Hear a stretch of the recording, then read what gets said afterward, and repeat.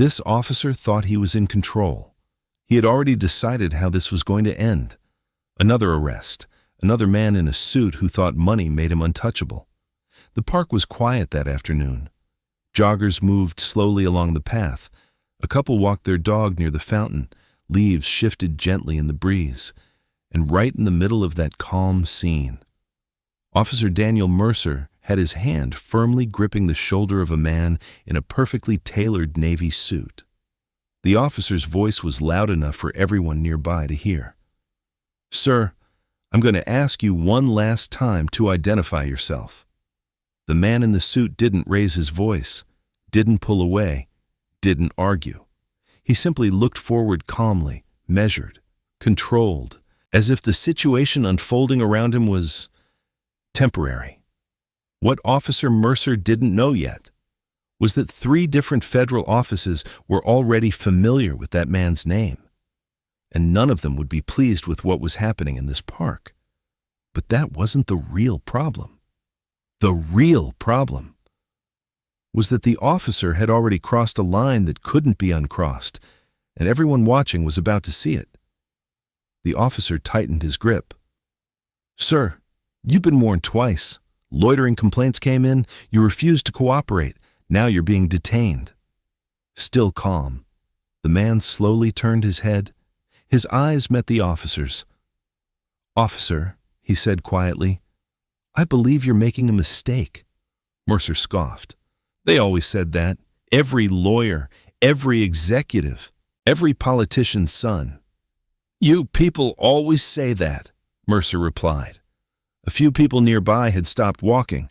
Phones were beginning to come out, because something about the scene didn't quite add up. The man being detained didn't look nervous. He didn't look angry. He didn't even look embarrassed. He looked patient. And patience in a situation like this made officers uncomfortable. Mercer gestured toward the bench. "You were sitting here for over an hour. Complaints came in that you were watching people." "That's incorrect," the man replied calmly. Mercer smirked. "Oh, really?" The man nodded slightly.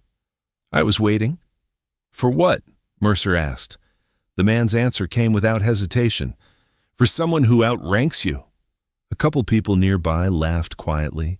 Mercer's jaw tightened. "Oh, that's funny," he said. Then he reached for the cuffs. "Turn around." The man didn't resist, but he didn't move either. Instead, he said something that made Mercer pause. "You should probably call your supervisor first." That was the moment the tension shifted. Not dramatically, just slightly, because confident suspects existed. But this level of calm, this level of certainty, that was unusual. Mercer leaned closer. "You think dropping names is going to help?" "No," the man said. "I think avoiding embarrassment might." Now Mercer was irritated, because arrogance from suspects was something he dealt with every day, but this didn't feel like arrogance. It felt like someone watching a clock and waiting. Mercer grabbed the man's wrist. Metal cuffs clicked open. "Last chance." The man slowly turned around. But just before Mercer could close the cuffs, a black SUV rolled up along the park road. It stopped abruptly. 2 men stepped out, both wearing dark suits, both moving quickly, and both looking directly at the officer. But that wasn't the strange part. The strange part was the badge clipped inside one of their jackets, not a city badge, not state police, federal. Mercer frowned. The 2 men approached with controlled urgency. One of them spoke first. "Officer?" Mercer looked at them annoyed. "Yeah?" The man's eyes moved briefly to the suited individual Mercer was detaining, then back to Mercer. "You might want to release him." Mercer laughed once. "Who are you?" The second man reached slowly into his jacket, pulled out an identification wallet, and held it open. The words were simple: Federal Oversight Division. But Mercer didn't immediately understand what that meant, because most officers didn't. The division had only started appearing in reports recently, mostly tied to investigations that quietly dismantled entire departments. But that wasn't the real problem. The real problem was the name printed under the badge, Deputy Director. The park had gone silent now. The man Mercer had been trying to cuff still hadn't moved, still calm, still patient. Mercer glanced between the badge and the man in the suit. "You're telling me this guy works for you?" The federal agent's response came slowly. "No." He paused, then looked directly at the man Mercer had grabbed. "He doesn't work for us." Another pause. The agent's voice lowered. "We work for him." That was the moment Mercer felt it. The shift. The tiny crack in confidence. Because suddenly, the calm man in the suit didn't look like a suspect anymore. He looked like someone who had allowed this situation to unfold, and the officer's hand was still gripping his arm. The man finally spoke again. Still calm. "Officer, I did suggest calling your supervisor." The first federal agent glanced around the park, noticing the phones recording, the bystanders watching, the officer still holding the arm of someone whose name appeared on several classified oversight files. And then he said quietly, "You may want to let go." But Mercer didn't, not yet, because pride is a dangerous thing. And sometimes it delays the moment when someone realizes just how serious their mistake is. But that realization was coming, faster than anyone in that park expected. And what happened next would quietly ripple far beyond this city. Because this wasn't just an arrest attempt. It was something else entirely, something tied to investigations that had already started in 3 other cities. Something connected to a corporate name that had surfaced in sealed federal audits, and something that, until now, most local departments didn't even realize existed, but they were about to. It's funny to think about where people are listening from right now. Maybe it's late at night where you are. Maybe the sun is just coming up. Every now and then, I look through the comments and see how far these stories travel. And if you enjoy stories like this one, make sure this channel doesn't disappear from your feed. Because the next story might be the one you don't want to miss. Because what Officer Mercer didn't know yet was that the man he had just tried to arrest had already shut down 2 police chiefs, a private security contractor, and an entire banking board. And this park incident was about to trigger the next investigation. But first, someone needed to make a phone call. And when that call happened, everything in this park would change. The officer still hadn't let go. That was the detail everyone watching noticed. Phones were up now. 5, maybe 6 people recording. One woman standing near the fountain whispered to the man beside her, "Something's wrong here." And she was right. Because the 2 federal agents standing on the path weren't acting like people who had simply arrived to help. They were watching the officer carefully, almost like they were measuring something: judgment, composure, control. But Officer Daniel Mercer didn't notice that yet. His focus was still on the man in the suit. "You expect me to believe that?" Mercer said, nodding toward the federal agents. "You people think badges scare me?" The suited man finally shifted slightly, not resisting, just adjusting his stance.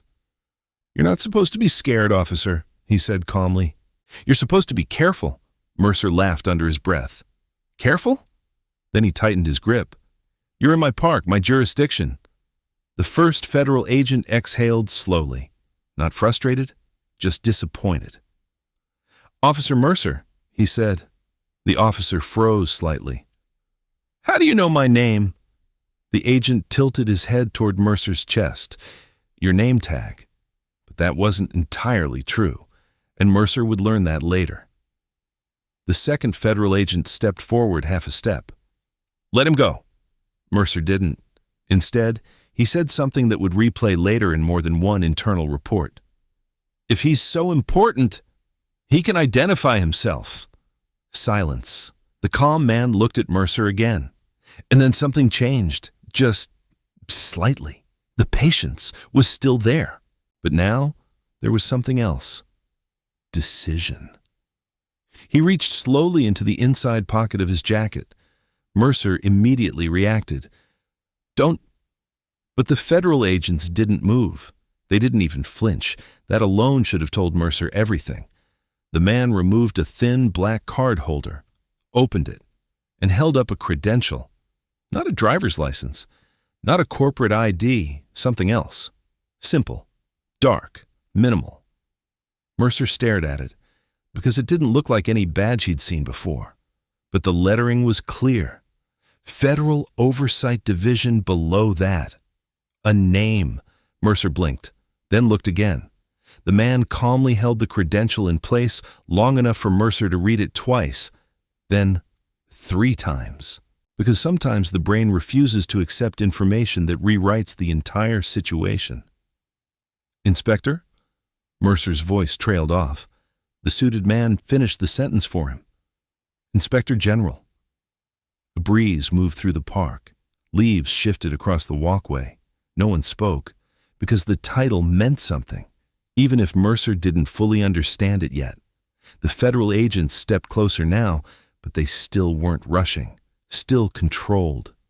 The first one said quietly, "You're currently detaining the Senior Oversight Authority assigned to this district." Mercer slowly released his grip. But the damage had already been done, because every phone recording this moment had captured the earlier words. "You're done. We'll see." The suited man, Inspector General Marcus Hale, adjusted his cuff calmly. Not angry, not offended, just composed. But there was something heavier in the air now, because Hale hadn't identified himself earlier. And Mercer realized that. "Why didn't you say who you were?" Mercer asked. Hale looked at him. "For the same reason auditors don't announce themselves before they arrive." That sentence landed harder than anything else, because suddenly the park bench, the waiting, the hour of sitting there, started to make sense. Hale turned his head slightly toward the 2 agents. "What time is it?" One of them checked his watch. 3:16. Hale nodded once, then he looked at Mercer again. "You received a call about loitering complaints." "Yes," Mercer said.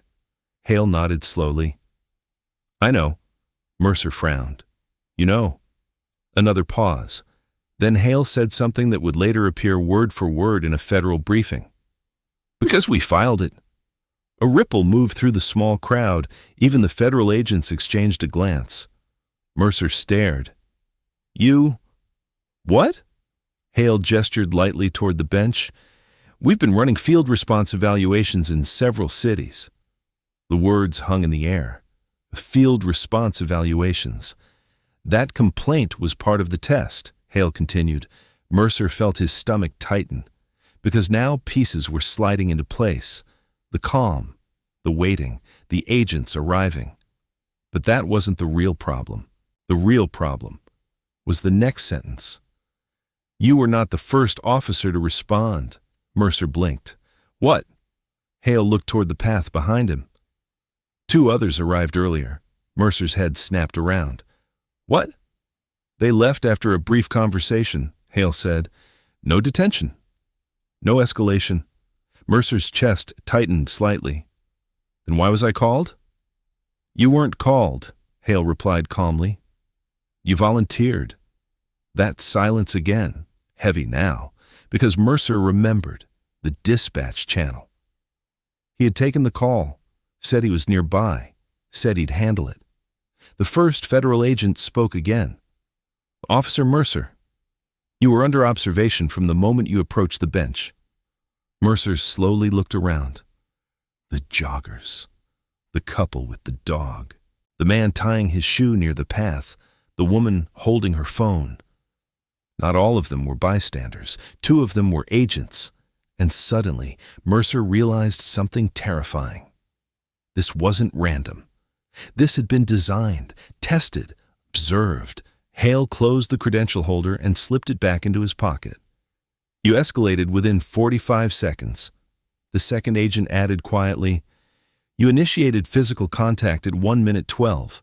Hale's voice remained calm. "You threatened arrest at 1:38. Mercer said nothing, because there was nothing to say. Every step had been timed, recorded, evaluated. And then Hale said something that made the agents exchange another glance. "This is the fourth city." Mercer looked up. "What does that mean?" Hale didn't answer immediately. Instead, he looked toward the trees lining the park, thinking, measuring. Then he said something that sounded almost casual. "In the previous 3 cities, the officers passed." The words hit Mercer like a weight.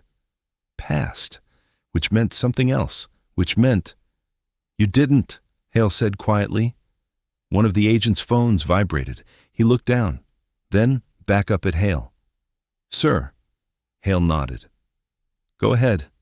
The agent spoke carefully. "Headquarters has already flagged the incident." Mercer felt the ground shift under him. "Already?" But the agent wasn't finished. "There's something else." Hale watched him. "What?" The agent hesitated, then said quietly, "The Corporate Audit Division just confirmed the connection." Hale's eyes narrowed slightly. "Which one?" The agent answered with a name that had already appeared in several sealed reports, a name tied to private security contracts, municipal surveillance bids, and 3 cities currently under federal review. The name of the company was Halcyon Civic Systems. And suddenly, this park incident wasn't just about an officer losing his temper. It was connected to something much larger, something spreading quietly across multiple cities, something Hale had been investigating for months, and now Mercer had just placed himself directly inside the center of that investigation. Hale looked back at him, still calm, still controlled. But now there was something unmistakable in his voice, authority. "Officer Mercer," he said, "your shift isn't over." Mercer swallowed. "What does that mean?" Hale's answer was quiet. "It means you're coming with us." The park had gone completely silent, because everyone watching suddenly understood something. This situation had reversed completely, and what started as a simple detention had just become the beginning of a federal investigation. But what Mercer didn't know yet was that his body camera footage had already been requested, not by Internal Affairs, by Washington, because Hale wasn't just evaluating officers, he was tracing something else, a network, a pattern. And Mercer had just triggered the next piece of it. But the real shock was still coming, because someone higher up the chain had already made a phone call about this park, and that call had only one instruction: do not lose Inspector Hale again.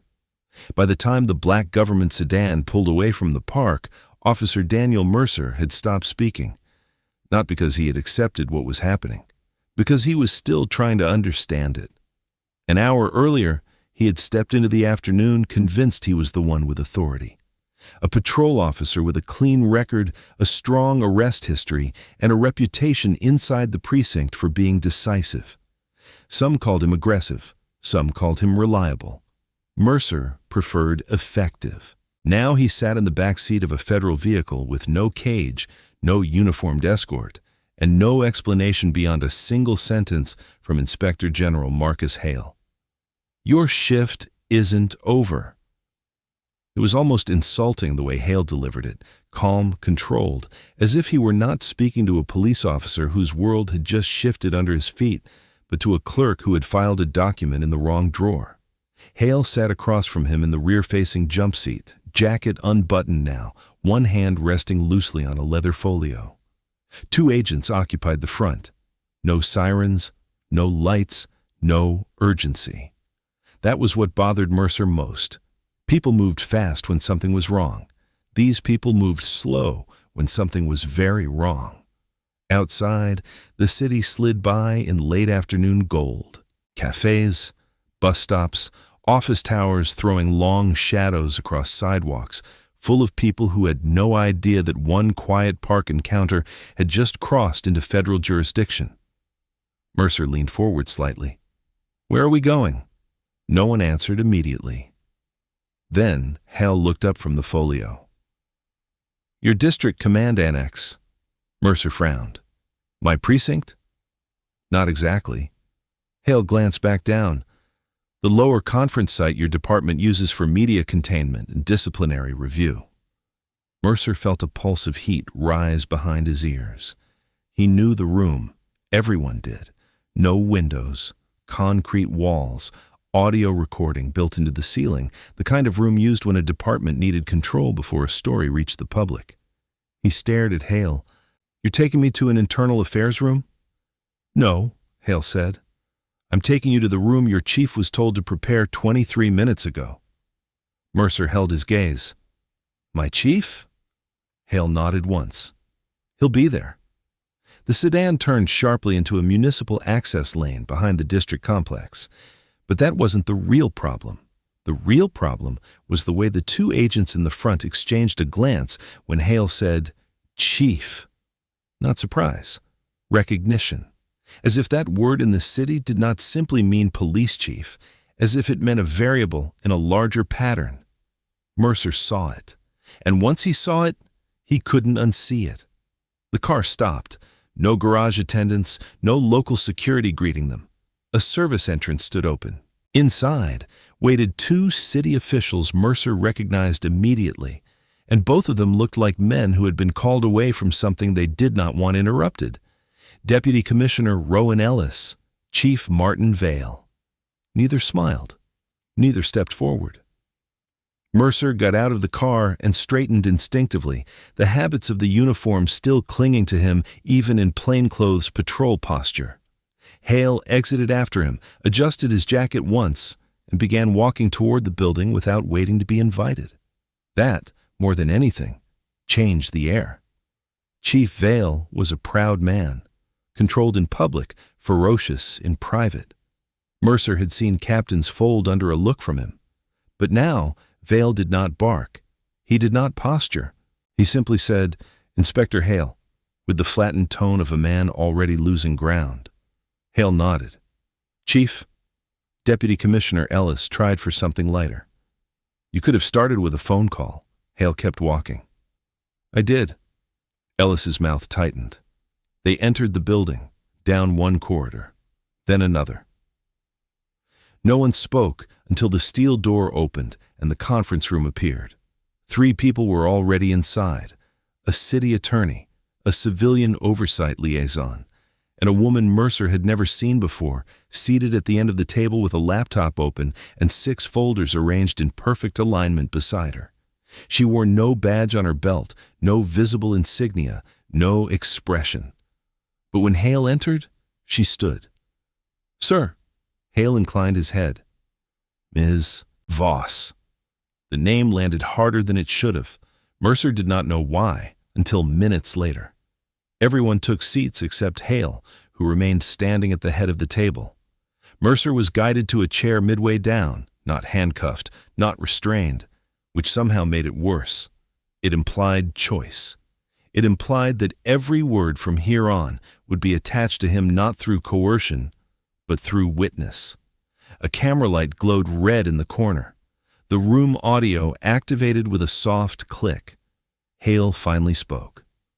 At 3:16 this afternoon, Officer Daniel Mercer initiated detention procedures against a federal oversight official during an active field audit in City Sector 4. No emotion.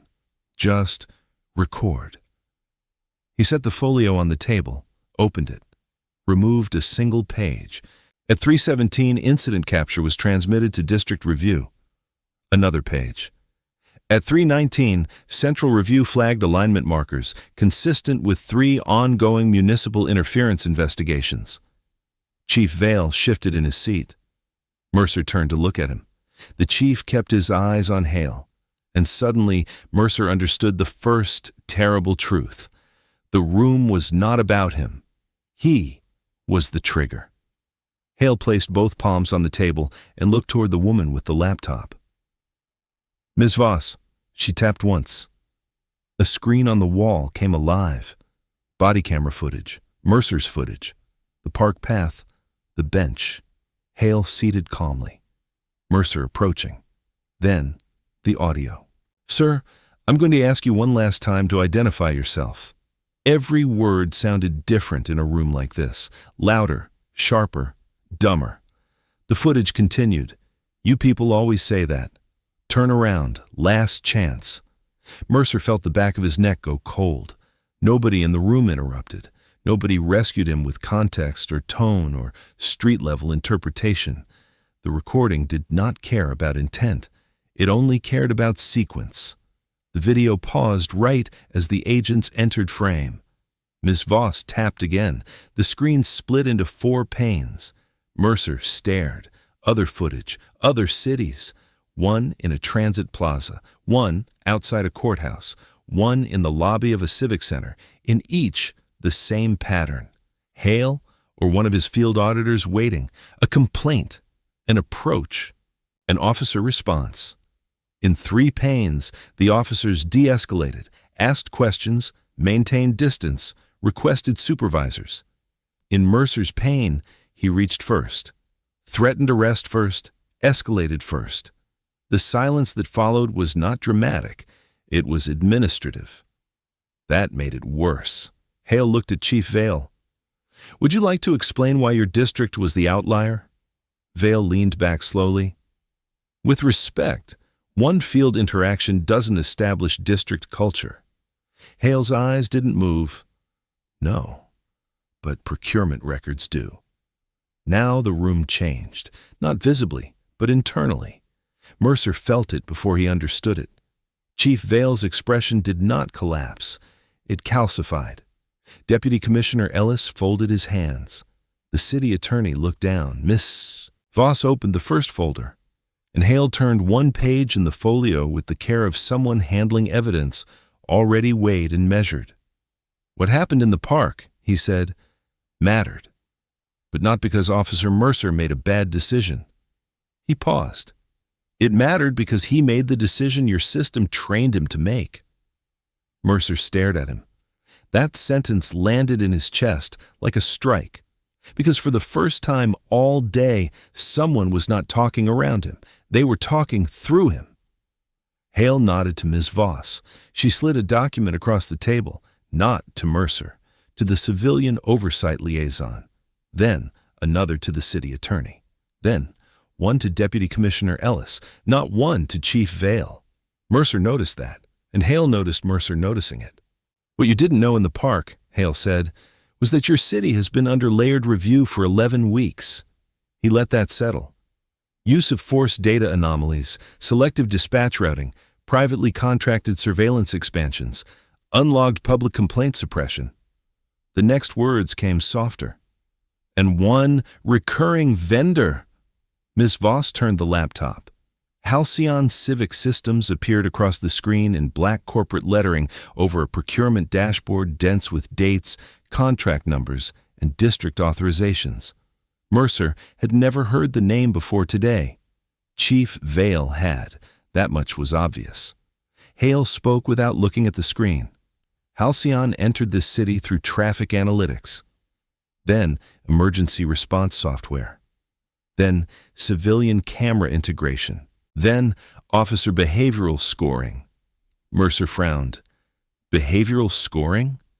No one answered him, so he said it again. What is behavioral scoring?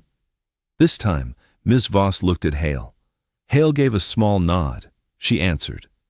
A predictive compliance index tied to district response priorities.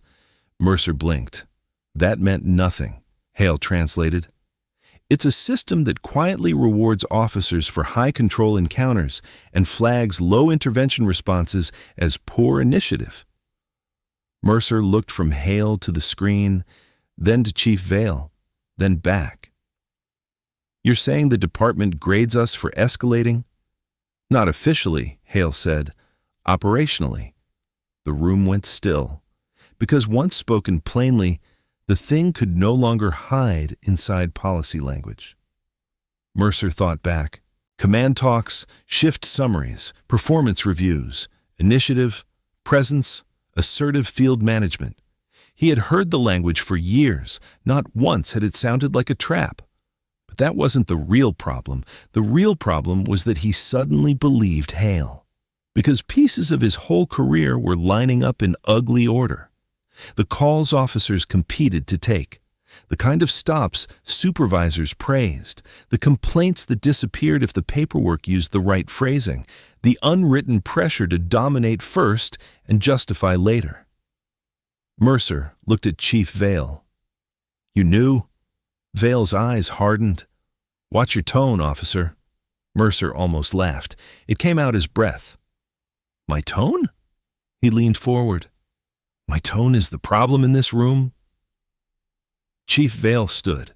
That old force returned for a moment. "That's enough." But Hale lifted one hand slightly, and the chief stopped. Not because of rank, because of exposure. Hale turned to Mercer. "This is where your choices matter." Mercer's jaw tightened. "You ran a test?" "Yes." "You baited a response?" "We observed one." "You used me." Hale studied him for a long second. "No," he said. "Your department did." That was the line that broke something. Not publicly, internally. The kind of break a man feels when all the logic holding up his self-image shifts and reveals the machinery behind it. Mercer looked down at his own hands, those same hands that had reached for the cuffs, those same hands he had always told himself were tools of order. Now they looked like they belonged to someone who had been taught the wrong lesson so many times he had mistaken it for instinct. The city attorney cleared her throat. "Inspector, where exactly is this leading?" Hale closed the folio. "To the part where we stop pretending this is about one officer in a park." He nodded to Ms. Voss again. She opened the second folder. Inside were emails, printed, highlighted, date chains, procurement authorizations, meeting logs, 3 names repeated over and over: Deputy Commissioner Rowan Ellis, Chief Martin Vale, and a Halcyon Regional Director named Stephen Rusk. Mercer watched the color leave Ellis's face first. That was telling. Vale controlled himself better. Too better. Men like him were dangerous in collapse because they remained disciplined even as the floor opened beneath them. Hale spoke directly to Ellis. "You authorized expanded deployment after central compliance warnings." Ellis swallowed. "That was a pilot program."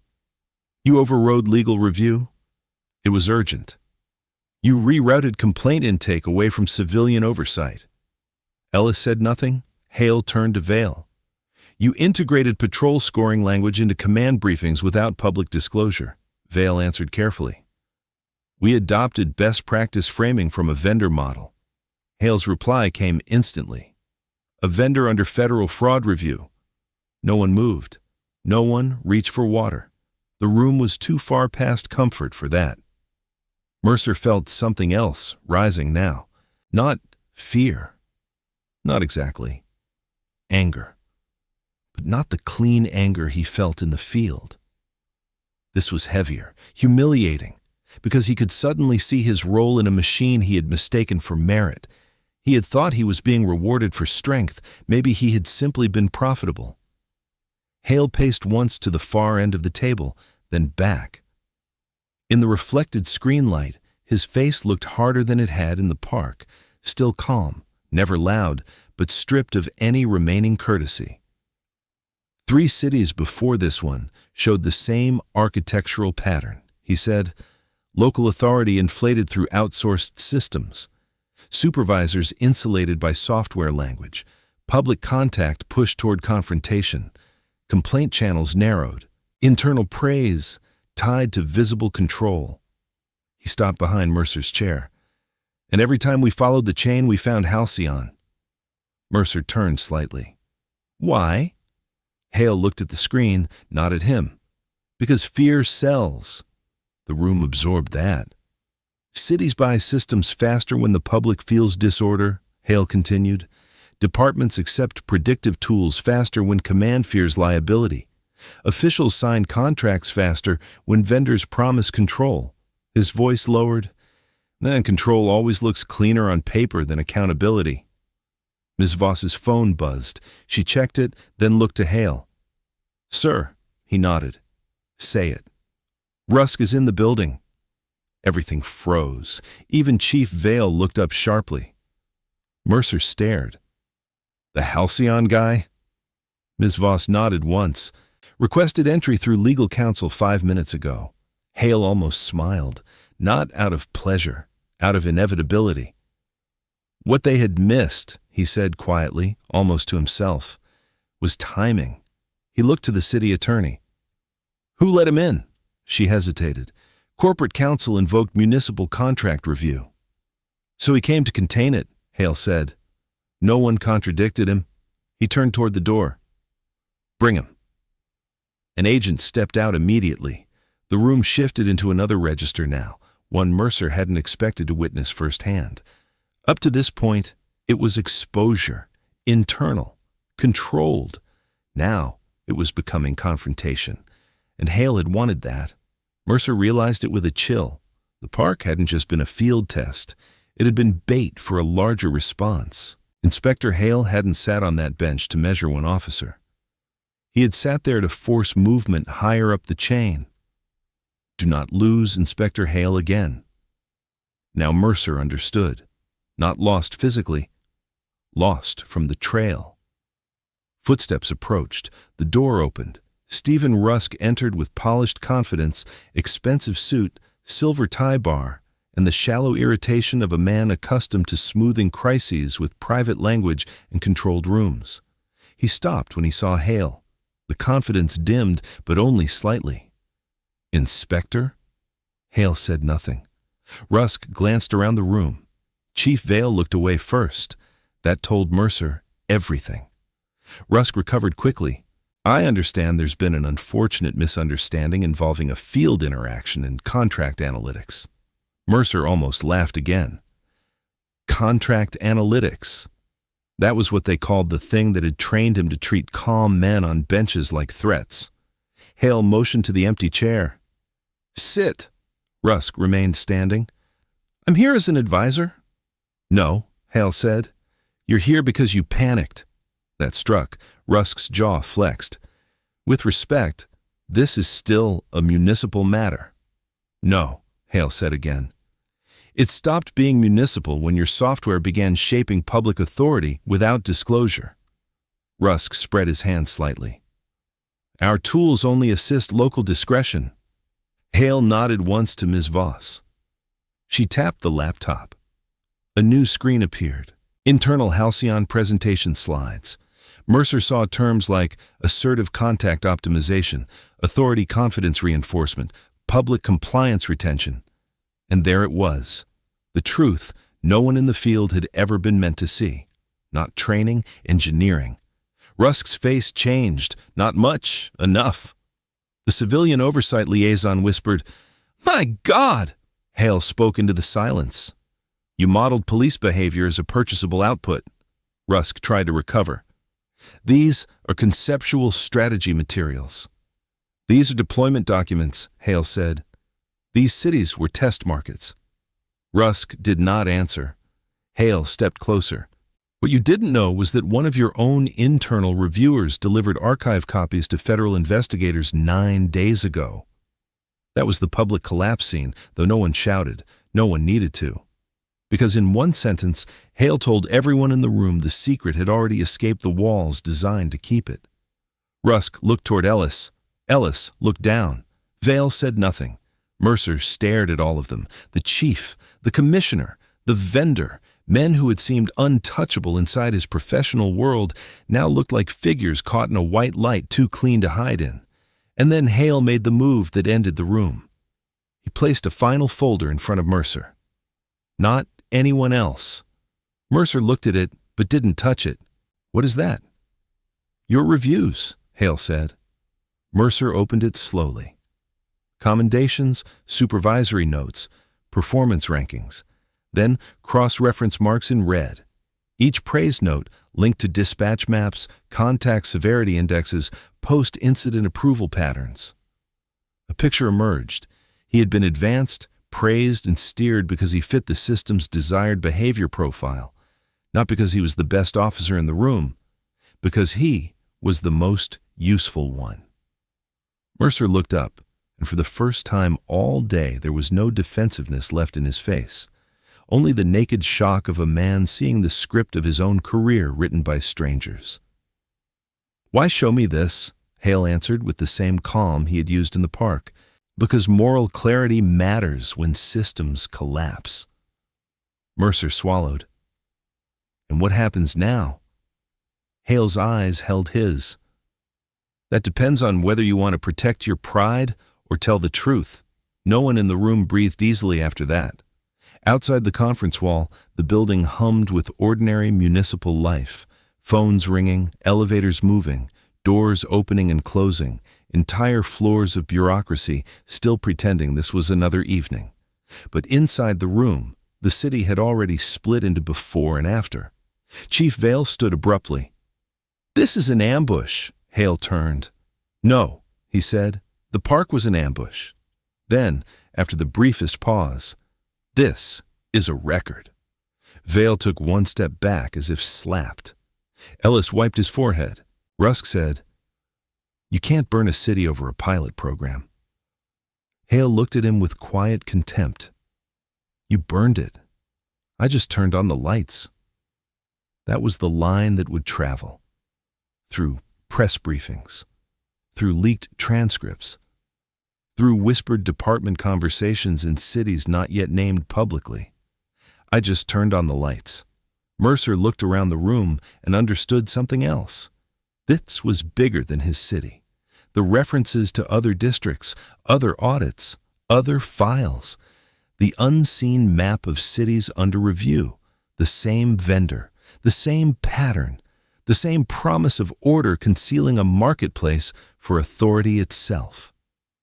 Somewhere above all this, there were more names. People who had not yet entered rooms like this. People still protected by distance, title, or money. Hale seemed to read that thought as it passed across Mercer's face. "This doesn't stop here," he said quietly. "Not to the room, to Mercer, to the record." To think this began in one precinct would be naive. The agent at the door stepped back in. "Sir, press is gathering at the west entrance." Hale nodded. Of course they were. Stories like this had gravity. First, a whisper, then a police source, then a city clerk, then a stringer with a camera. Then, a line of vans outside concrete buildings waiting for one face to appear pale enough to confirm the leak. Hale collected the folio. "Ms. Voss, secure chain transfer." "Yes, sir." "To counsel," he added, looking at the city attorney. "You'll receive federal hold instructions within the hour. Destroy nothing." She nodded quickly. He looked to Ellis. "Do not make calls." Then to Vale. "Do not issue statements." Then finally to Mercer. When Hale spoke, the room leaned toward it whether it meant to or not. "You asked me in the park why I didn't identify myself." Mercer said nothing. Hale buttoned his jacket. "Because people behave differently when they think no one important is watching." He moved toward the door, stopped, then delivered the final thing Mercer would remember from that day long after the recordings, the interviews, and the headlines. The danger was never one officer with too much confidence. His gaze shifted across the chief, the commissioner, the vendor. It was the system teaching him that confidence mattered more than restraint. Then he left. The room stayed frozen for 3 full seconds after the door shut. No one wanted to be first to move in the wreckage. Mercer looked once more at the folder in front of him, at the comments that had built his career, at the coded praise for dominance, at the red marks exposing the architecture behind it. Then he closed the file gently, not angrily, not dramatically, just carefully, like a man setting down the last false version of himself. Outside, camera shutters were already starting. Questions were waiting. Lawyers were calling. Servers were backing up files. Phones across 3 other cities were beginning to ring. And somewhere far above everyone in that building, beyond the chief, beyond Halcyon, beyond the municipal chains and polished contracts, another unseen layer was almost certainly deciding what to bury next. That was how these stories always worked, not with one villain, Not with one bad day, with systems, with incentives, with people in clean offices selling pressure to people on the street and calling it safety. Mercer stayed seated while the room emptied around him. Chief Vale gone first through a side exit, Ellis behind counsel, Rusk under escort, Ms. Voss collecting devices and signatures with mechanical precision. Soon, only Mercer remained, and one young federal agent standing by the door. The agent waited respectfully, then said, "Officer?" Mercer looked up. The word sounded different now, too, not because it had changed, because he had. He stood slowly. "Am I under arrest?" the agent answered honestly. "Not tonight." Mercer nodded once. That almost hurt more. He walked to the door, paused, then looked back at the empty chair where Hale had stood at the head of the table and dismantled an entire structure without raising his voice. Calm accountability. That was the force Mercer had mistaken for weakness in the park. Now he understood why men like Hale didn't rush to identify themselves. Power that needs introduction is usually the fragile kind. The agent opened the door. Together they stepped into the corridor. The noise outside swelled. Questions, footsteps, phones. Sirens in the far distance now, not coming to save anyone, just arriving late to a city already changed. And somewhere beyond the west entrance, under gathering lights and microphones, the first version of the story was already forming in public. A police detention gone wrong, a federal audit exposed, a vendor under review. But that wasn't the whole story. It never was, because hidden beneath the headlines was the quieter truth. One city had been measured and found compromised. 3 others had already surfaced. And there was something else. Something even Hale had not said plainly. Halcyon had been too confident, too embedded, too coordinated. That kind of confidence usually meant protection, which meant someone higher had built the ladder they were all climbing. Mercer stepped into the elevator with the agent and watched the doors begin to close.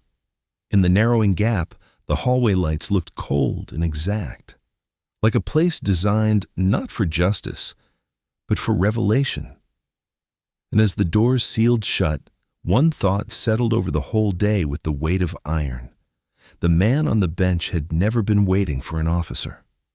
He had been waiting for a system to reveal itself.